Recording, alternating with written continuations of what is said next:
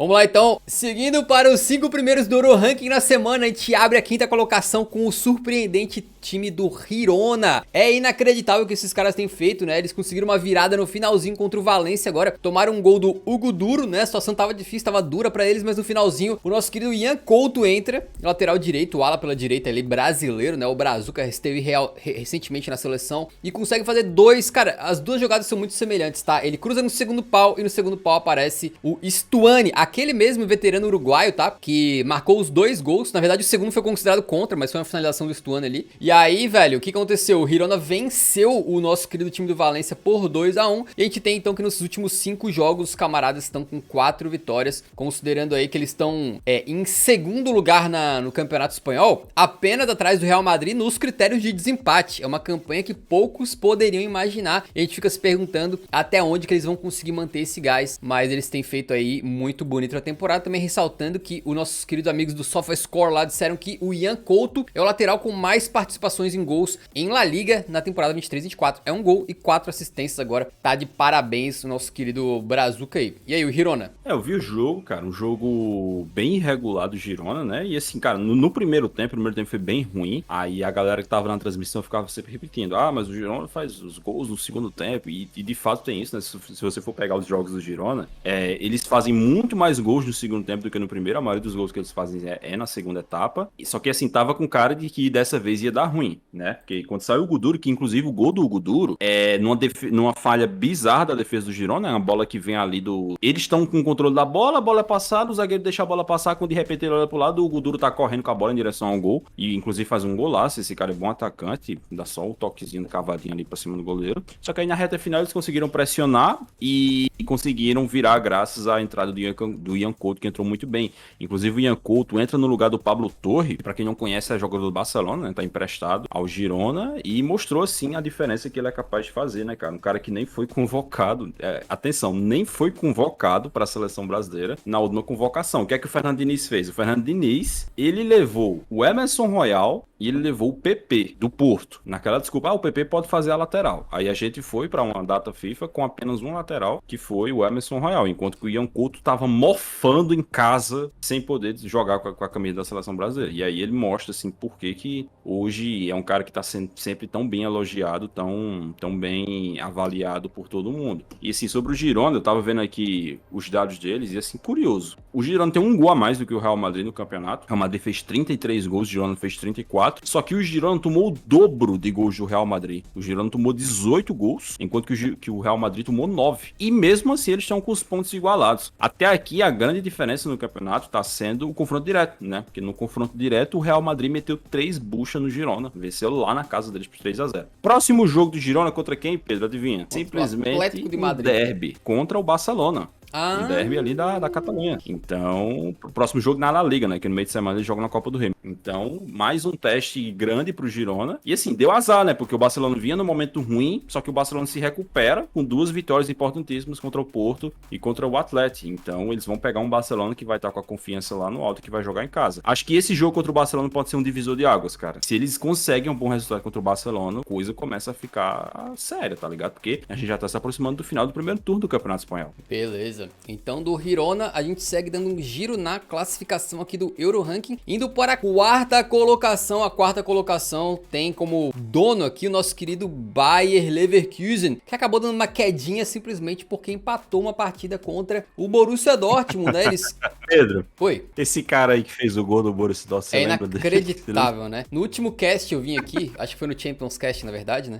E falei, cara, esse time do Borussia Dortmund aí, muito jogador mediano, esse Rierson, lateral direito, cara ruim, mano, cara fraco. Aí justamente o tal do Rierson... William Bow, cara, aqui. Faz o gol contra o Bayer Leverkusen. Ele abriu o placar no comecinho, né? E o Bayer Leverkusen, eu não vi esse jogo, vi só os melhores momentos, infelizmente, mas ao que parece, o Bayer Leverkusen amassou o jogo inteiro, né? Teve gol anulado, teve bola na trave, teve tudo aí. Poderia ter vencido esse jogo com mais facilidade. Foi conseguir arrancar o empate no finalzinho com o Boniface ali recebendo um... Cara, às vezes é difícil assim, cara, tu defender algumas coisas do futebol profissional de alto nível, né? Pô, cara, a jogadinha, o Patrick Schick tá voltando agora, né? Recebe na área, toca pro lado. E o tal do Wolf, aquele camarada joga na meia direita, lateral direita do Borussia Dortmund. Pô, cara, o bicho só olha, irmão. Como é que tu tá dentro da área marcando o atacante e tu para? O cara parou. Tô marcando o Boniface. Na hora que o passo vem pra ele, tu fica olhando. Porra, que coisa ridícula, mano. O cara com QI negativo, né? Com todo respeito aí. Aí o Boniface apareceu sozinho no segundo pau. Marcou e empatou o jogo pro Bayer Leverkusen, né? O Leverkusen que é, olha só, simplesmente o único time invicto nas top 5 ligas europeias nessa temporada. Claro que se a gente for expandir para as top 7 ligas europeias, também temos aí o time do PSV que está invicto. Também temos aqui quem?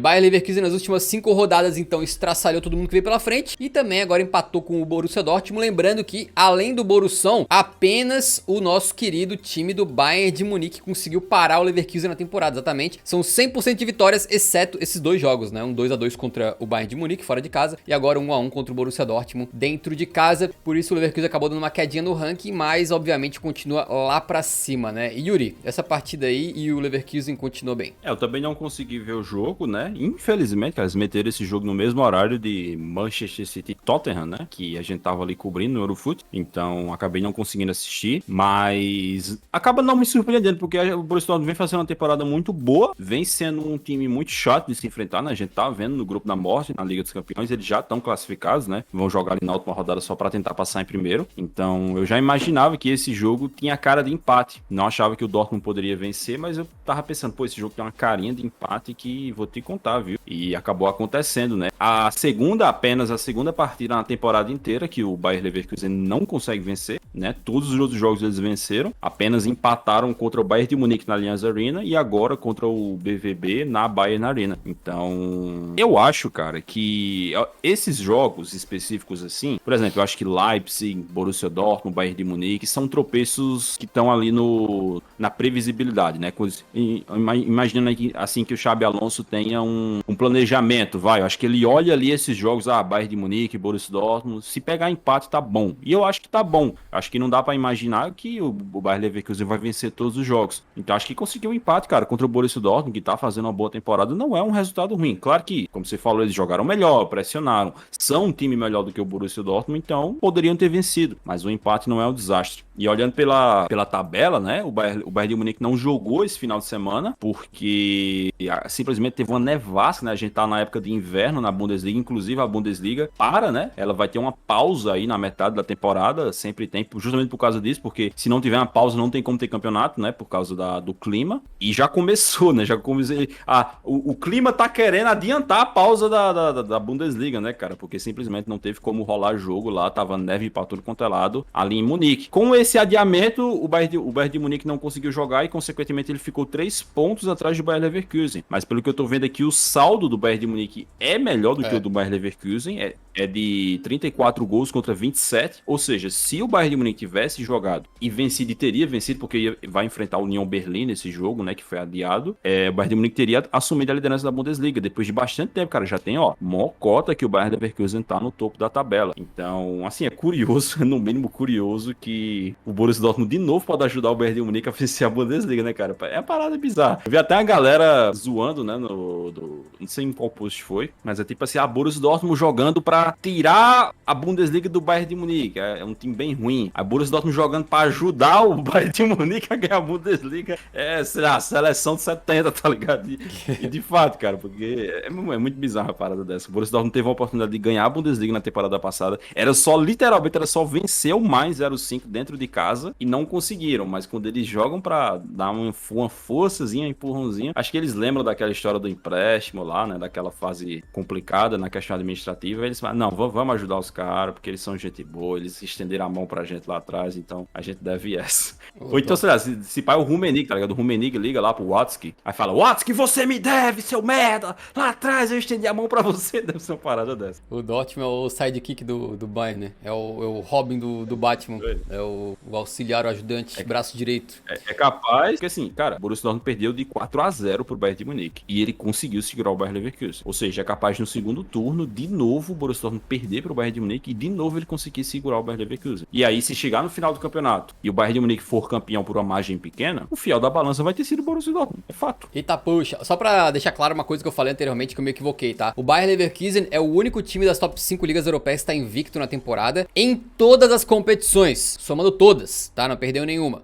No caso, eu falei, por exemplo, PSV, se eu não tô enganado, perdeu na Champions já, né? Então, obviamente, não entra nessa... 4-0 pro Arsenal. E também não é das top 5 ligas europeias, beleza? Só pra deixar claro aí, em todas as competições, somando todas, né? Se fosse só na Bundesliga, por exemplo, o Bayern de Munique também tá invicto. Fechou? Podemos ir então para o terceiro lugar do nosso Euro Ranking, é a Inter de Milão, que simplesmente foi visitar o atual campeão da Série A italiana, o Napoli, e meteu uma traulitada, foram 3-0 aí, cara. O jogo começou com uma baita de uma bucha do Çalhanoğlu. É uma coisa assim que tu fala, pô, é o tipo de gol que meio que ninguém falhou, mais ou menos. Tipo assim, a zaga tá postadinha, o goleiro não tinha muito o que fazer, mas o coitado do Çalhanoğlu aqui que tava jogando armado pelo jeito, tu não pode deixar o cara chutar, meu irmão. Pô, esse cara aqui tem poucos caras no planeta Terra que pegam o melhor de fora da área do que esse homem. Aí tu deixa o cara livraço pra mandar uma porrada direita, velho. Que isso? Esse gol do Çalhanoğlu me lembrou aquele gol do Thiago Alcântara contra o Porto na Champions em 2022, ano passado, que ele também pega de primeira assim, a bola vai rasante assim, tá ligado? Porra, é bonito demais esse tipo de gol, cara.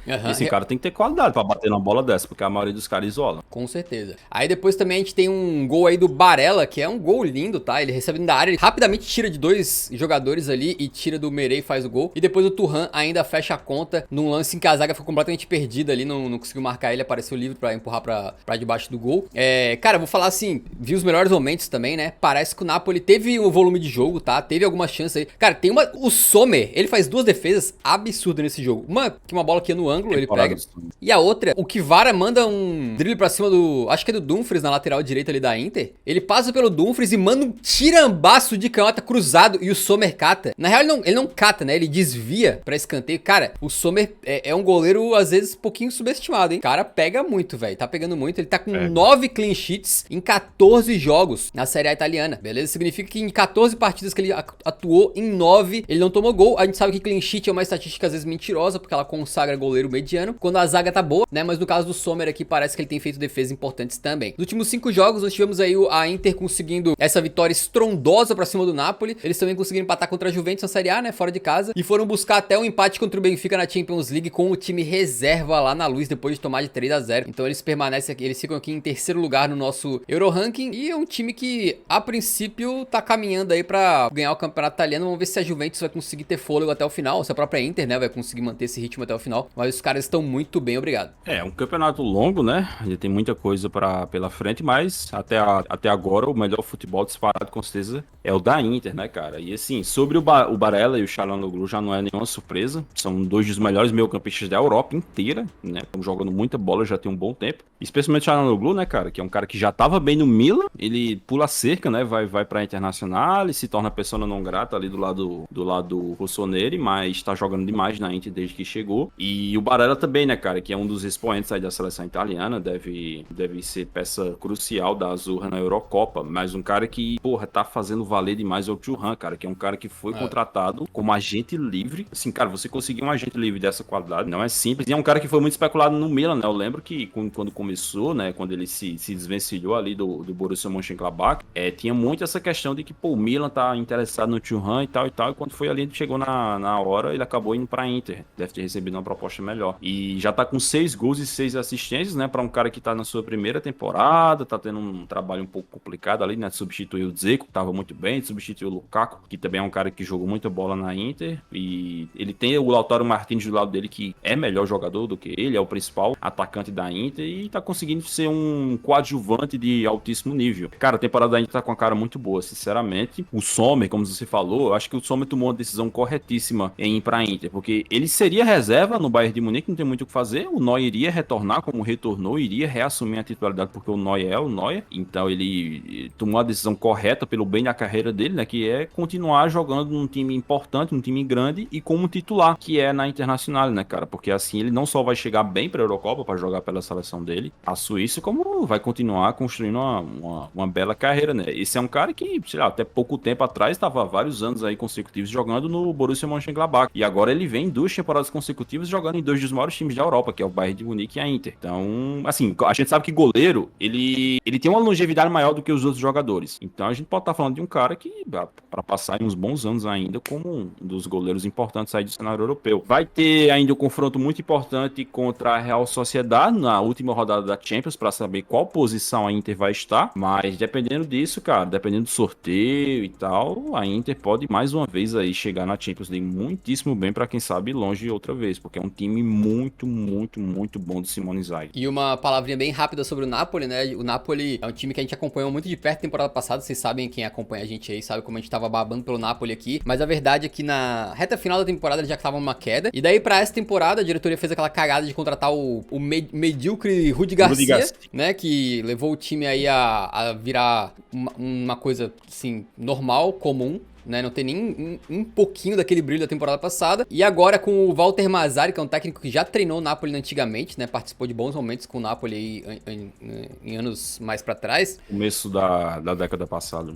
Tem que ver como é que vai ser, né? Mas o fato é que o Napoli tá em quinto agora, cara, o que é muito decepcionante, considerando que eles estão a 11 pontos do líder. E que, velho, o Napoli não perdeu quase ninguém, tá? O Napoli perdeu o Kim Min-jae, que é um baita do zagueiro, né? Tudo bem, foi pro Bayern de Munique. Mas fora ele, ficou todo mundo, cara. Ficou o goleiro, ficou o lateral direito, ficou os meio-campistas tudo, ficou o Kvara, ficou o Osimhen. Perdeu o Lozano também, mas o Lozano era de rotação, né? Rotacionava com o Politano ali. Então, o Napoli, sinceramente, acho que a gente esperava no mínimo que fosse tentar ficar, né, entre os 3 primeiros, talvez, mas, pô, os caras estão já a 5 pontos do Milan. E o Milan não faz nenhuma grande temporada, né? Então, realmente tá meio vergonhosa a situação do Napolão. Mas, enfim, a gente pode seguir em frente aqui para o Euro Ranking. Em segundo lugar do Euro Ranking, temos ele, o time do Arsenal, que está muitíssimo bem, obrigado. O Arsenal acaba de vencer o Wolverhampton por 2-1. Eu vi grande parte desse jogo aí, cara. Eu fiquei muito surpreendido com o Arsenal. Surpreendido não, mas assim, os caras jogam muito bem, mano. É um time muito bem treinado. É impressionante, né? O primeiro gol ali, até tem um pouquinho de sorte envolvido no gol, mas é uma triangulação que acaba com o Saka saindo na cara do gol e fazendo gol. E o outro gol é pro lado esquerdo, cara, entre o Zinchenko faz uma jogada com o Gabriel Jesus ali, que faz um pivô, o Zinchenko devolve, o Odegaard finaliza. Eles fazem 2-0 logo no começo. E no final, até numa bola fortuita, numa bola bandida ali que o Zinchenko falha, ela sobra com o Matheus Cunha, que faz um belo gol, né? O Matheus Cunha é tão criticado pela gente aqui, tá com 4 gols na temporada. E aí tem 4 gols! Yes!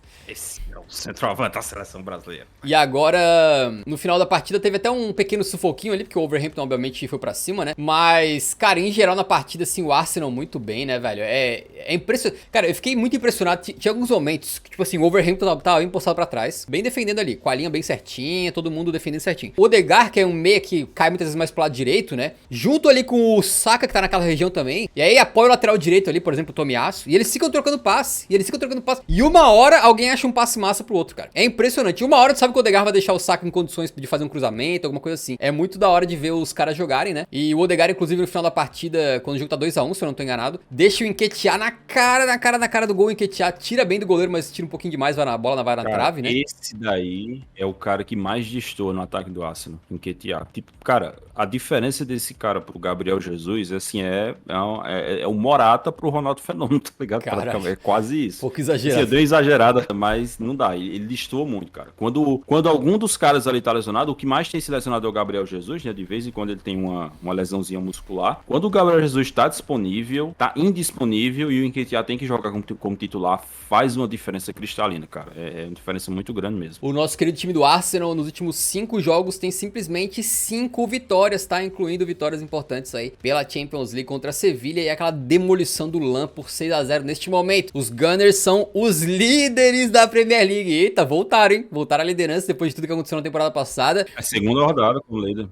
Exatamente. Aí o Liverpool tá aí com 2 pontos atrás e o Manchester City tá 3, tá? E aí o Arsenal tá liderando neste momento com uma grande campanha, muito bem, obrigado. Com o seguinte detalhe, né? Nós temos aqui na figura do Bukayo Saka, o ponta que atua nas top 5 ligas europeias, com mais participações em gols na temporada. São 8 gols, 10 passes pra gol. Realmente uma temporada brutal. Tudo que esse guri toca vira ouro, Mais né? uma, né? Cara, é Absurdo, muito bom jogador. muito bom. Eu queria lembrar pra vocês que antes do Saka explodir completamente, ele participa da Eurocopa 2021 e perde um daqueles pênaltis e fica super marcado, é super criticado pela torcida, sofre um monte de ataques racistas, né? Na Eurocopa lá, contra a Itália na final. E o bicho, tipo assim, simplesmente sacudiu a poeira e seguiu cada vez melhor e melhor e melhor e se tornou aí um dos principais pontas da Premier League e do mundo, né? Lembra quando o Saka começou, acho que já era o Arteta como treinador, jogava como lateral esquerdo no Arsenal. O Arteta usava ele como lateral esquerdo, aí foi vendo que ele tinha qualidade, cada vez mais ele foi avançando ali de posição e hoje em dia é um dos melhores pontos do mundo, assim. Na temporada passada eu acho que ele foi o melhor jogador do Arsenal, muita gente ali fala do Odegaard, fala do Martinelli, na minha opinião foi o Saka, e continua sendo o Saka, cara. Ele é muito bom jogador mesmo e é mais um dos bons jogadores da ótima geração inglesa, né? Uhum, exatamente. Então, parabéns ao Saka que está brilhante, né? E, como a gente falou aí, o Arsenal na liderança da Premier League. E no próximo jogo eles pegam o Luton Town, ou seja, permanecerão na liderança por mais uma rodada. Não, com todo respeito ao nosso querido Luton Town aí, mas... O Liverpool tropeçou contra ele. Mas é provável que o Arsenal vença e continue na liderança. Beleza, com isso nós podemos ir para a primeira posição do Euro Ranking. Se você sentiu falta de um time gigantesco aqui, você já sabe quem é que tá em primeiro. E obviamente que é o Real Madrid, voltando à liderança do Euro Ranking na semana 14 e tal. Os caras subiram para a primeira posição depois de vencerem aí o nosso querido time do Granada, dentro de casa, com gols do Brahim Dias e do Rodrigo. 2-0, né? O Brahim Dias, depois de ter aquele problema intestinal aí, foi na Champions, né? Foi na Champions. Agora voltou, jogou, meteu o golzinho dele. E o Rodrigueira simplesmente marcou gol pelo quinto jogo seguido. O homem não está pra brincadeira, o homem está on fire, tá? E nesse momento aí é o jogador com mais participações em gols por clubes no mundo desde novembro. Então são 7 gols, 4 passes pra gol. Rodrigo está brilhando e tem mais, hein? Rodrigo está brilhando, principalmente caindo mais pela esquerda, hein, Yuri? Caindo mais pela esquerda, ele tá muito bem dando essa puxadinha pra dentro, pra finalizar de direita. Só que vocês sabem que a ponta esquerda tem dono, né? É porque assim, eu vi umas pessoas citando, o Rodrigo na esquerda é melhor. E assim, não duvido que ele seja melhor, porque ele é ponta esquerda na origem, né? Quando ele começa, ele é ponta esquerda. No Real Madrid, ele vira ponta direita por causa do Vinícius Júnior, que é um monstro de jogador também. Mas, cara, eu vejo. Primeiro que assim, o Rodrigo já tava jogando muito bem antes do Vinícius Júnior se lesionar. Acho que dessa sequência boa do Rodrigo, os 2 primeiros jogos dessa sequência são com o Vinícius Júnior, né? São com o Vinícius Júnior na ponta esquerda e o Rodrigo jogando por fora. Mas assim, o que eu entendo do Rodrigo, pelo menos assim, desde que ele estourou como um grande jogador, né? Temporada retrasada pra cá, né? Temporada 21-22. Cara, o Rodrigo é um jogador que ele tem um controle de bola absurdo, ele tem visão de jogo, ele tem um drible curto, um refino, tá ligado? Uma inteligência. Eu acho que o Rodrigo é o tipo de cara que tem que jogar por dentro, tá ligado? Assim, não sei se isso é uma opinião impopular ou se a galera concorda, mas eu acho que o Rodrigo não deve jogar em ponta, cara. Nem ponta direita, nem ponta esquerda. Eu acho que o Rodrigo tem que jogar por dentro, como segundo atacante, como meio atacante. Porque que, cara, se você parar pra pensar, as melhores jogadas de Rodrigo são por dentro. O Vinícius Júnior, a gente cansa de ver o Vinícius Júnior fazendo boas jogadas, tanto por dentro quanto por fora. Porque o Vinícius Júnior acha até que ele tem mais velocidade que o Rodrigo, embora o Rodrigo seja um jogador muito rápido. O Vinícius Júnior, porra, é um flash praticamente. Então a gente vê direto o Rodrigo na ponta esquerda, botando bola na frente, arrastando os caras na força física. Mas o Rodrigo, cara, toda vez que a gente vê ele fazendo jogadas brilhantes, de drible, de passe, de gol, é por dentro. Então, pra mim, cara, ele tem que jogar como um segundo atacante, como um meio atacante, é uma posição dessa. O Ancelotti usa bastante, cara, se você parar pra analisar, desde a temporada passada, tinha jogos da temporada passada que o Benzema não tava disponível, e foram vários, porque o Benzema teve muitas lesões na temporada passada, e ele usava o Rodrigo como 9, falso 9, entenda como quiser, mas ele usava o Rodrigo por dentro. E mesmo quando ele joga, por exemplo, na posição que ele mais joga, que é a ponta direita, se você analisar, ele não joga como ponta direita, ele tá na direita, toda vez que ele participa da jogada, ele cai pra dentro. Ele faz um facão, ele vai costurando ali pra entrada da área. Então, sinceramente, cara, eu não enxergo o Rodrigo como ponta. Eu acho até que ele pode fazer, porque, porra, é um craque. O Rodrigo é craque, cara. Eu fico puto às vezes quando eu vejo gente desmerecendo o Rodrigo.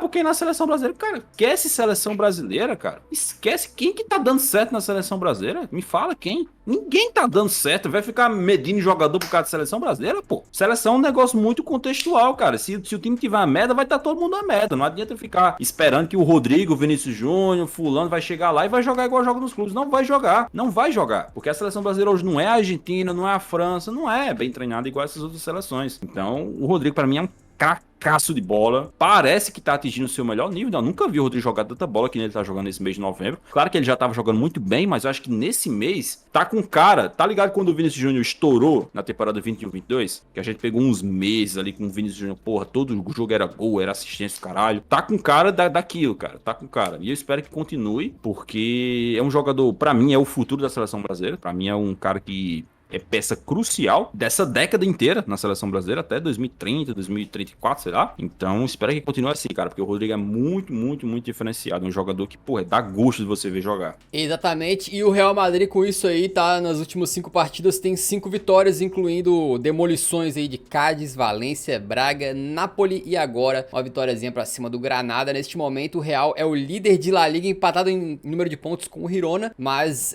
na frente aí nos critérios de desempate. Então parabéns ao Real Madrid, o líder do Euro Ranking da semana 14, fechou? É isso aí. Primeira vez no Real Madrid no topo. Ah, a primeira vez? Eu achei que eles tinham liderado em algum momento no começo, na real no começo foi o City, né? Não, quem liderou foi o Newcastle, o Brighton, o Manchester City, o Bayer Leverkusen e agora o Real Madrid. Então tá aí. 5 times. Parabéns pro nosso querido time do Real Madrid. Também queria mostrar pra vocês, pela primeira vez em muito tempo, o ranking geral do nosso querido Euro Ranking. Ranking geral do Euro Ranking, é isso aí. O que acontece? Cada semana que um clube fica em primeiro lugar no Euro Ranking, ele ganha aí 10 pontos na classificação geral. Cada semana que ele fica em segundo, ele ganha 9 pontos. Em terceiro, 8 pontos. Em quarto, 7 pontos. E por aí vai, beleza? Então se somar todas as pontuações das semanas na temporada, os top 5 clubes da temporada aqui em número de pontos do Euro Ranking são Leverkusen em primeiro, Bayern em segundo, Real Madrid em terceiro, City em quarto e a Inter de Milão em quinto lugar. Eu acho que, obviamente, isso aqui não é uma análise perfeita da temporada nem nada, mas acho que acaba dando uma